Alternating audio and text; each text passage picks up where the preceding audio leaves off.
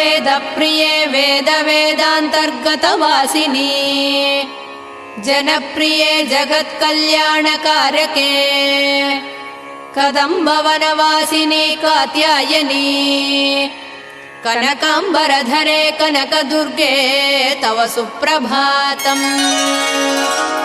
कल्पवृक्षे महाकल्पादिकालनिर्णये मातः मधुसूदनादिमहादेव विनुते मन्दाकिनी सलिलसेवितपदे मन्दस्मिते कनकाम्बरधरे कनकदुर्गे तव सुप्रभातम्।